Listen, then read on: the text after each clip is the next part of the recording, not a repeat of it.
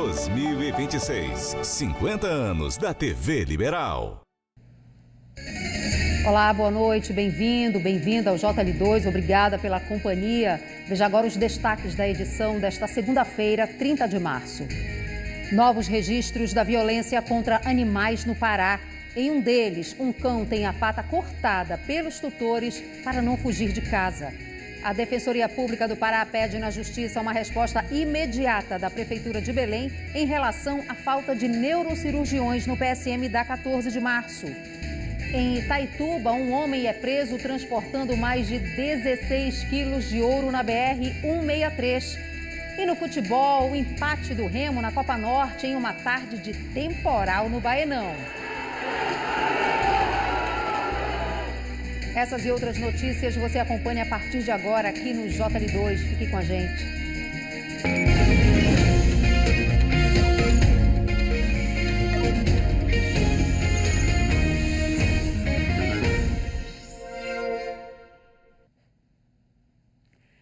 Três cachorros foram vítimas de maus tratos no Pará nos últimos dias. Um deles teve uma das patas cortadas. Entre 2020 e 2025, esse tipo de violência chegou a quase 1.700 ocorrências no estado. Casos que evidenciam a crueldade do ser humano. Preso em uma corda, o cachorro foi arrastado por vários metros. O vídeo denunciando o caso mostrou a caminhonete passando por pelo menos 2 ruas Redenção, no sul do estado, e o motorista não parou nem por um segundo. Segundo testemunhas, o cão, já bastante machucado, ficou desacordado em parte do caminho. Ele chegou a ser socorrido, mas hoje à tarde morreu. O motorista do veículo ainda não foi localizado. Em Óbidos, no oeste paraense, outro flagrante. Um homem em uma bicicleta jogou esta cadela de uma passarela. Depois da queda, o animal tenta se levantar e parece ter machucado a pata. E apesar do esforço, fica caído no chão. O agressor vai embora sem prestar socorro. Em Benevídeos, o caso foi ainda mais grave. Este cãozinho foi encontrado com a pata cortada. A suspeita é de que o crime tenha sido cometido pela própria tutora há mais de 20 dias. Ela nos informou que o cachorro fugiu da residência, né, e ao se aproximar de uma residência vizinha, né, na grade, um cachorro pitbull atacou ele pegando em uma dessas patas, que ocorreu a situação de cortar. Com a experiência que a equipe médica veterinária tem, eles descartaram, né, esse fato relatado pela tutora. Provavelmente uma agressão de uso de um teçado ou uma faca, porque ao observar a lesão, a gente observa que na articulação foi cortado bem certinho. Esses casos têm se tornado frequentes. Só em janeiro e fevereiro deste ano foram registradas 288 ocorrências em todo o Pará, com 9 prisões. Segundo a Secretaria de Segurança Pública do Estado, os casos de maus tratos a animais tiveram um aumento mais significativo nos últimos 6 anos. Saltaram de 278 ocorrências em 2020 para quase 1.700 no ano passado. A denúncia é o primeiro passo para combater esse tipo de violência. Esses crimes incorrem na lei ambiental, crime de maus tratos aos animais, com pena de reclusão de 2 a 5 anos. É triste demais assistir a essas cenas. E 3 casos em poucos dias, isso não é uma exceção, isso mostra um padrão de violência que precisa ser enfrentado. Maltratar animais é crime, precisa ser tratado como tal, com investigação, com punição. Sobre o caso do cãozinho de Benevides, a prefeitura disse que os médicos veterinários detectaram que ele chegou com uma anemia, mas com os cuidados, o quadro clínico melhorou. Ele deve passar por novos exames e uma cirurgia de amputação para ter uma qualidade de vida melhor. Sobre os outros casos, informações que ajudem a identificar os agressores podem ser repassadas pelo Disque Denúncia no número 181. O sigilo é garantido. Denunciar ajuda a combater a violência. Mais de 30 profissionais residentes de várias áreas protestaram hoje por melhores condições de trabalho no Hospital Universitário Barros Barreto, no bairro do Guamá, aqui em Belém. Eles reclamam da precarização dos serviços e da falta de infraestrutura no local. Os manifestantes interditaram uma das entradas do hospital e denunciam a precarização dos serviços e ambiente de trabalho dentro da instituição. Existe uma sobrecarga de trabalho, para além das 12 horas diárias que nós temos que cumprir, 60 horas semanais. Nós temos hoje residentes que têm que fazer mais de 2 plantões por mês e isso não está estabelecido dentro da legislação da residência. Nas fotos registradas pelos manifestantes, imagens de superlotação na área destinada ao repouso dos residentes, além da falta de cuidados com a alimentação servida. A Monique entrou há 1 mês como enfermeira residente e encontrou cabelo na refeição fornecida aos residentes e denuncia a presença de pombos no local. Eu encontrei cabelo, né, na comida, né, do refeitório que é disponibilizado para a gente no hospital. Enfermeiros residentes, os outros profissionais residentes e até mesmo os acompanhantes dos pacientes. Né? Então, a partir desse momento que eu encontrei o cabelo, não consegui mais comer a comida do refeitório.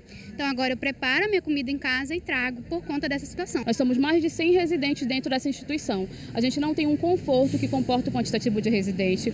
Nós almoçamos hoje em um local sem condições para almoçar. A gente tem que lidar com fezes de pombo, fezes de rato, pombo voando e isso é um ataque direto à nossa saúde. Mais de 30 residentes pararam para reivindicar melhorias. 3 cartas já foram entregues à direção do hospital, mas até o momento nenhum retorno foi dado. A gente não tem as respostas. A gente não quer só nós vamos fazer, nós queremos datas. A gente quer prazo de quando vai ser feito, porque isso é importante para o nosso processo de formação. A gente se prepara para isso, né? A gente faz uma prova, vem com uma expectativa a 1000, né? De trabalhar num hospital que é reconhecido nacionalmente. Então a gente vem com uma grande expectativa, achando que você vai ser acolhido, abraçado, vai ser respeitado também, e aí você se encontra nessas situações, o hospital.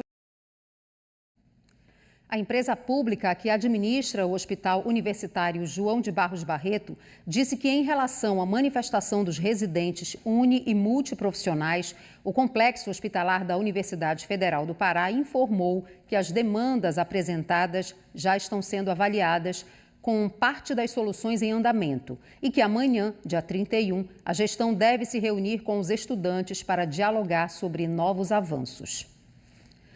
A Defensoria Pública do Pará entrou na Justiça contra a Secretaria de Saúde de Belém, pedindo uma resposta imediata para a falta de neurocirurgiões no PSM da 14 de março. A gente vem acompanhando esse caso desde o início do mês. Juliana Alvarez está ao vivo e tem mais informações para a gente. Boa noite, Juliana. Inclusive, é a segunda vez que a Defensoria aciona a Justiça cobrando explicações aí da Prefeitura de Belém. Boa noite. Boa noite, Jalília. Boa noite a todos que nos acompanham. Essa situação se arrasta desde o dia 13 de março, quando os neurocirurgiões suspenderam os atendimentos no PSM da 14. E essa ação da Defensoria Pública do Estado contra a Secretaria de Saúde é pela falta de respostas sobre essa situação. Segundo os médicos, os atendimentos pararam por falta de pagamento. A Prefeitura nega essa dívida, mas ainda não entrou em contato com a Defensoria Pública para dar explicações. E essa suspensão afeta principalmente os casos graves que chegam ao PSM. Um adolescente de 15 anos morreu enquanto aguardava em uma UTI. Ele esperava por um suporte neurocirúrgico, não recebeu esse atendimento e acabou morrendo. A DPE pede à Justiça que obrigue a Prefeitura a dar explicações e a adotar medidas para retomar esse serviço no PSM da 14 de março. A gente lembra que há algumas semanas a Defensoria Pública enviou um documento à SESMA pedindo explicações sobre a falta de médicos nessa especialidade e também sobre a falta de medicamentos. E mesmo depois dessa situação formal, a Secretaria não se manifestou. A gente chegou a mostrar aqui no JL2 esse caso e a Defensoria naquele momento falou que se não houvesse uma resposta entraria na Justiça. Foi o que foi feito nesta segunda-feira. A DPE sustenta que essa omissão do poder público viola prerrogativas institucionais e o direito fundamental à saúde da população e pede à Justiça por essa resposta e que seja urgente. Afinal de contas, saúde não espera, né, Jalília? Com certeza. Vamos aguardar, então, a decisão da Justiça. Obrigada, Juliana. Em Itaituba, no sudoeste do estado, um homem foi preso transportando mais de 16 quilos de ouro. Segundo a Polícia Rodoviária Federal, o suspeito foi parado no quilômetro 635 da BR-163 em uma fiscalização de rotina. Além do veículo estar com o licenciamento vencido, durante a ação, os policiais localizaram 16 quilos e 6 gramas de ouro em uma forma bruta. O motorista do carro foi conduzido à unidade da Polícia Federal da cidade. A PF investiga a origem desse ouro. Mais um caso de feminicídio no Pará. Uma mulher foi morta a facadas pelo companheiro dentro de um quarto de hotel em Tucumã, sul do estado. Ele confessou o crime e foi preso em flagrante pela polícia. O corpo de Edilma Alves dos Santos Vieira, de 54 anos, foi velado na Igreja São Francisco de Assis, no bairro das Flores, em Tucumã. Edilma foi encontrada com vários ferimentos neste quarto de hotel na tarde de domingo. O SAMU foi acionado, prestou os primeiros socorros e a vítima foi levada em estado grave para o hospital municipal, mas não resistiu aos ferimentos e morreu. De acordo com a polícia, o principal suspeito é Filomeno Silva, o companheiro da vítima. Ele foi contido por hóspedes do hotel logo após o crime, o que impediu a fuga. O homem afirmou que mantinha um relacionamento com a vítima e que os dois discutiram antes do ataque. Ele confessou ter desferido vários golpes de faca e foi preso em flagrante. No quarto onde o casal estava hospedado, os policiais apreenderam a faca possivelmente utilizada no crime, além de uma espingarda calibre 20 e um cartucho intacto. A polícia também identificou que havia um mandado de prisão em aberto contra o suspeito por tentativa de homicídio no estado do Maranhão. O caso é investigado pela Polícia Civil. O corpo de Edilma Alves dos Santos Vieira foi enterrado no final da tarde de hoje no cemitério municipal de Tucumã.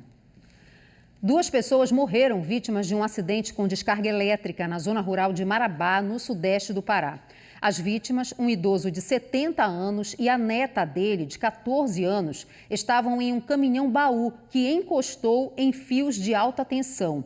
Ao tentar descer do veículo, os 2 receberam a descarga elétrica. Eles não resistiram aos ferimentos. A Polícia Civil apura se a fiação estava abaixo da altura permitida ou se houve imprudência do motorista.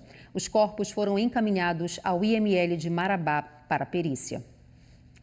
Em Goianésia do Pará, um outro acidente matou o coordenador das divisões de base da Tunaluso, Fábio Marcelo Barata.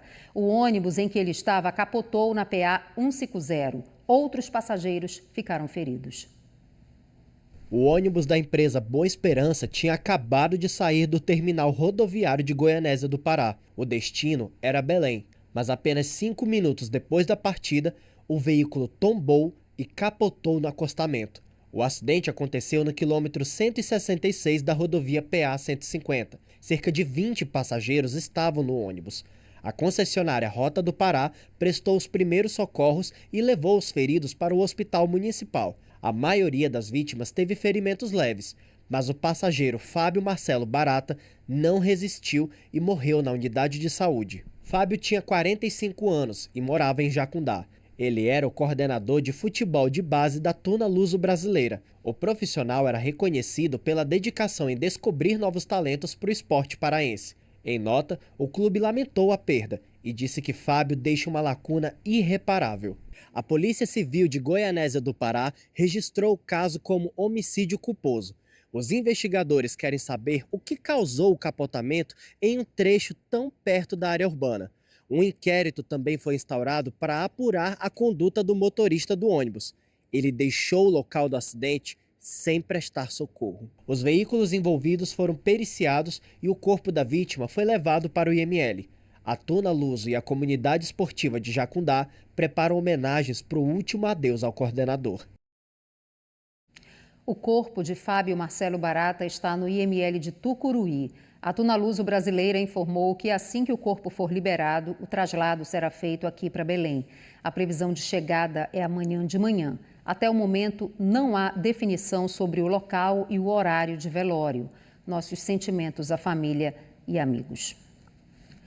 A seguir, as notícias da Copa Norte. O Remo empata e segue sem vencer na competição. Vamos dar uma olhadinha no trânsito. Você vê imagens ao vivo da Avenida Doca de Souza Franco, movimentação tranquila. Agora 7 horas e 27 minutos. Eu volto já, continue com a gente.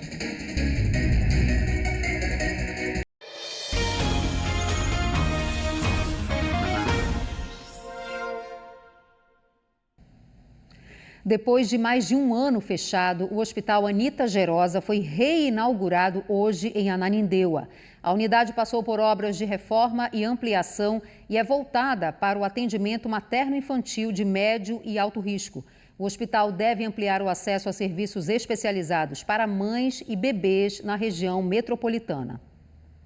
As obras de ampliação e reforma duraram quase 3 meses, um investimento de cerca de 5 milhões de reais. O hospital, que estava fechado há mais de um ano devido a uma grave crise financeira, foi incorporado ao patrimônio do Estado e destinado à ampliação da rede pública de saúde materno-infantil na região metropolitana de Belém.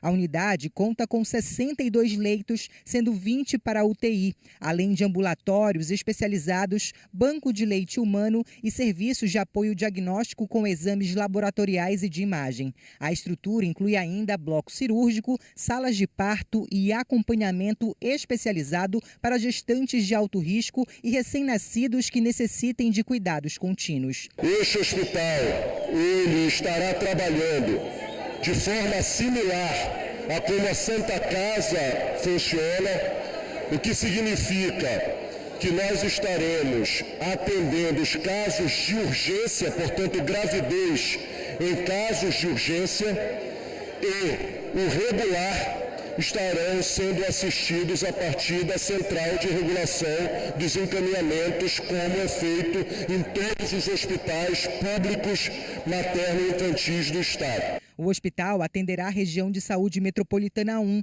que abrange Belém, Ananindeua, Marituba, Benevides e Santa Bárbara do Pará. Além dos atendimentos de urgência e emergência, a unidade ofertará consultas, exames, internações e cirurgias, reduzindo o deslocamento de pacientes para a capital e garantindo um atendimento mais próximo e ágil, especialmente para as mulheres em trabalho de parto. Uma estratégia importante para a redução da mortalidade materno-infantil.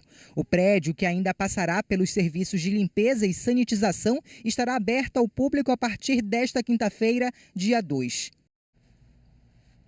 Uma votação na internet escolheu o novo nome da onça-pintada, que nasceu no Bioparque Vale Amazônia, na Serra dos Carajás, em Parauapebas, no sudeste paraense.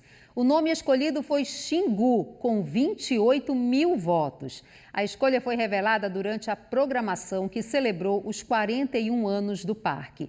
Xingu é uma onça-pintada macho com genética do Cerrado, nascida a partir de um programa de reprodução conduzido pela equipe técnica do parque. O nascimento é considerado um marco para a conservação da espécie, atualmente ameaçada de extinção. Saúde aí para essa beleza, o Xingu. Agora o esporte. O Remo empatou ontem com o Monte Roraima no Baenão e segue sem vencer na Copa Norte. Depois de estrear com a derrota fora de casa, o Remo entrou em campo para escrever uma história diferente. O adversário foi o Monte Roraima, do atacante paraense Elielton. Muito feliz em estar retornando a Belém, onde eu fui muito feliz. Fiquei 3 anos, um no Remo e 2 no Paysandu, fui muito feliz. O Remo foi em busca do gol desde o começo. Pikachu pediu pênalti, mas não foi dessa vez. E já, o pé esquerdo não achou a bola no cruzamento. Matheus, do Monte Roraima, roubou a bola de Marlon, mas chutou fraco. Aos 20 minutos, a arbitragem decidiu fazer uma parada para hidratação. São Pedro achou que o pessoal queria água e exagerou. Um toró. Os jogadores do Monte Roraima rapidamente trocaram de chuteiras. No duelo entre Matheus e Marlon, disputa, falta e capitão azulino estressado. Enquanto isso, lá na frente, o atacante azulino tentava vencer a água. A arbitragem ainda conversou com os capitães sobre a forte chuva e as condições do gramado, mas os capitães quiseram o jogo. Depois da cobrança de falta, confusão na entrada da área. Poveda chutou. No rebote, Pikachu parou no goleiro. Por mais de 20 minutos, os times tentaram tirar a bola do chão.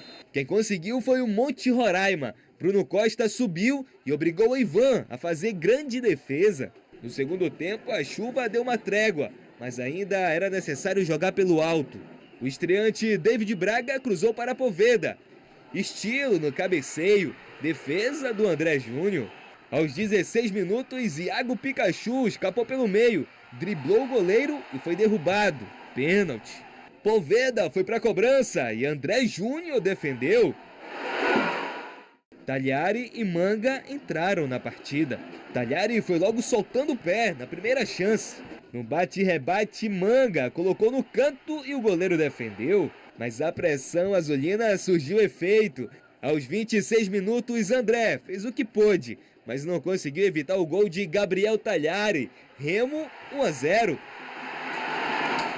O terceiro dele em 3 jogos. Só que a vantagem no placar durou só 6 minutos. Em mais uma jogada pelo alto, Kaique Almeida e Ivan se atrapalharam. Naubert de primeira empatou, 1-1. Zé Wellington arriscou de longe e André foi buscar mais uma.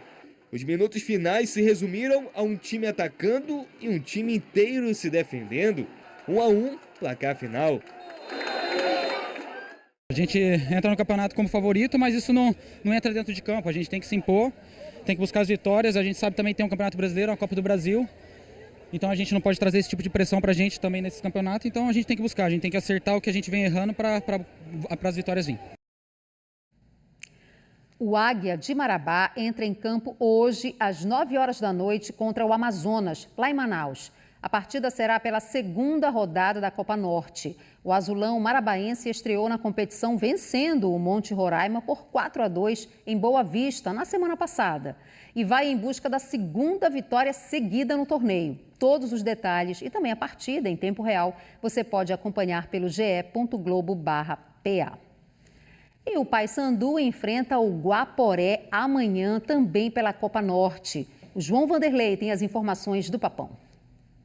Olá, amigos do JL2, uma boa noite. Amanhã o Papão entra em campo pela segunda rodada da Copa Norte. O Papão viajou até Rondônia, onde vai enfrentar o Guaporé. Inclusive, para esta partida, o elenco foi dividido em 2 partes. Uma ficou em Belém, com os principais jogadores na preparação para o jogo contra o Volta Redonda pela abertura da Série C, que acontece no final de semana. Já outra parte, recheada de jogadores jovens, partiu para Ji-Paraná, onde o time está baseado, se preparando para esta partida pelo torneio regional. Na lista, 18 jogadores, a maioria atletas da base, mas há expectativa por 2 estreias de jogadores que foram contratados recentemente. O zagueiro Bruno Bispo e também o meia Lucas Cardoso. Eles vão ter rodagem no elenco, assim como vários outros jogadores da base que aos poucos estão tendo oportunidade. E sobre essa escolha da divisão de elenco, o técnico Júnior Rocha falou hoje mais cedo aqui na Curuzu. Vamos ouvi-lo. A questão dessa, não digo nem divisão de grupo, né? Mas esses 7 atletas, mais o Boni e o Taboca e o Tylon, esses 10 atletas ficaram aqui, 3 retornando de lesão. E os outros 7 é o pessoal que está com uma minutagem grande aí, acusou um cansaço enorme, né, nesse batidão. E também uma grande oportunidade da gente dar oportunidade para quem não teve ainda e está merecendo, né? Com o técnico Júnior Rocha em Belém, quem comandará o time em Rondônia será o auxiliar Elton Macaé. Paysandu e Guaporé se enfrentam amanhã às 8 horas da noite no horário de Brasília e todos os detalhes você confere no ge.globo/PA e também durante a programação da TV Liberal. João Vanderlei para o JL2. Vamos agora acompanhar os comentários de quem está de olho aqui nas notícias do JL2. José Luiz, boa noite. Será que o animal era o que ia sendo puxado ou o que ia dirigindo o carro? Quem faz isso não merece ser chamado de gente, mas sim de monstro. José Luiz de Benevides, indignado, é de se indignar mesmo. Mostramos em uma reportagem 3 casos de maus-tratos contra animais. Em um deles, tiveram a coragem de cortar as patas do bichinho. Bem difícil a situação. Francinete, boa noite. O que mais nos entristece e causa revolta é saber que esses monstros não vão receber uma punição severa por esses crimes. O desabafo e a indignação da Francinete de Ananindeua. O que mais choca também nesses 3 casos que nós mostramos aqui não é só a brutalidade em si, mas é o comportamento que preocupa toda a sociedade. Como é que um ser humano tem coragem de agir dessa forma? Esse é o desabafo aí da Francinete. Rejane, até quando, Senhor? Todos os comentários hoje dizem respeito aos maus-tratos dos animais. Chega de impunidade para esses delinquentes. 3 cachorrinhos maltratados nos últimos dias. Isso é um padrão de violência, não é uma exceção. A gente, infelizmente, vem mostrando esse tipo de violência, de agressão aqui. 2 cachorrinhos, infelizmente, não resistiram às agressões, aos ferimentos. Apenas um está se recuperando. A Rose, boa noite. Quanta maldade se vê por parte desses tutores. Esses animais deveriam ter o amor desses donos e encontram toda essa violência. Que tristeza, muito triste mesmo, difícil assistir a essas cenas. A Rose Pontes também indignada, deixando aqui o seu desabafo do bairro da Guanabara. Muito obrigada pela participação de todos vocês. Lembrando que amanhã o JL2 vai ser bem mais cedo por causa do amistoso da seleção brasileira. Mas a gente te espera, viu, a partir de 6h20 da noite. Uma ótima noite para você. Até amanhã.